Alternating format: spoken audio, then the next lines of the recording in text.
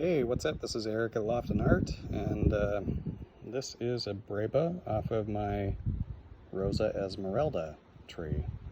Um, no latex at the stem.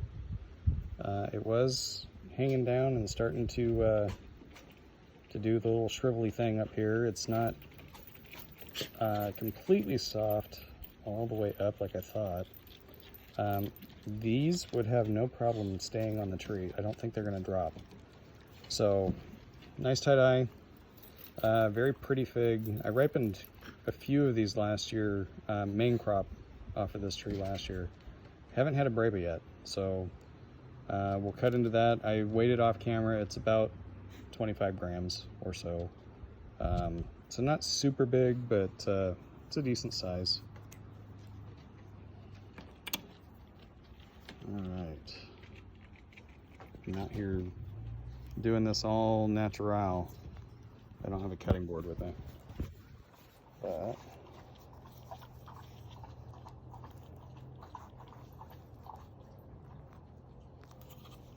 at least, hopefully, see what it looks like. Okay, so yeah, could have gone a little longer.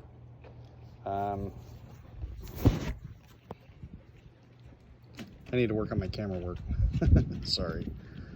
I'm not a cinematographer by any stretch.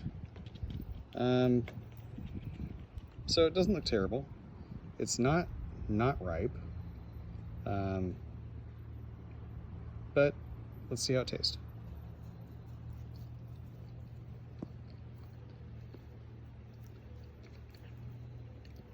Wow, that's really sweet. This variety last year was really sweet as well. It's like that, it's got the same kind of flavor as, you know, those strawberry candies with my grandma always had these. They've got like red and green foil wrappers. That's what this tastes like.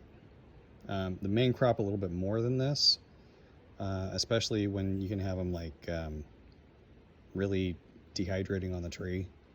And this one does dehydrate on the tree pretty readily. But very pretty figs. The Breba is far more red than the main crop was last year. The main crop last year was more just standard like green, yellow kind of color. But they're not very big. So I'm assuming in the ground it would be bigger. My tree is 3 years old.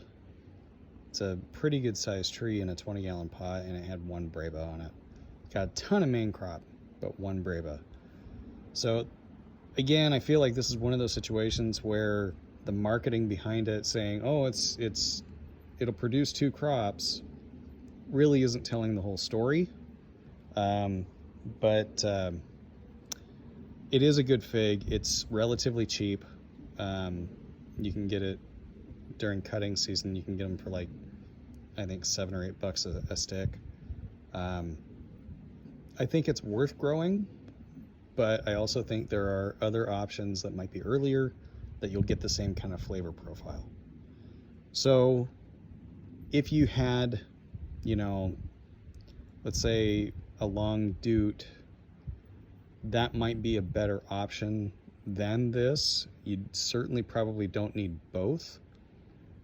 It's got the same kind of flavor as far as I'm concerned. But if you had a choice between one or the other, it kind of depends on what you want. If you want smaller figs that can actually dry on the tree, this might be a good option. If you want larger figs to get a little bit more fruit, but run the risk of splitting sometimes and maybe not getting all the way ripe all the way through, but still have that nice big fruit bite, long dute or Nordland or Niagara Black, one of those might work well. I think this one is kind of related to some of those. It seems like it's in that same wheelhouse.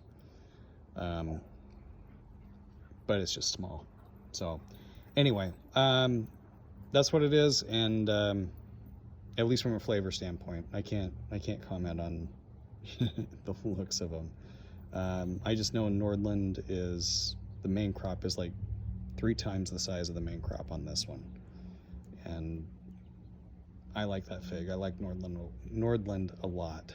So, all right, that's Rosa Esmeralda, and we'll see how this one evolves over time, and if my opinion of it being related to some of those other ones changes in that time frame. For now, it's a keeper for me. All right, have a good night. See you on the next one.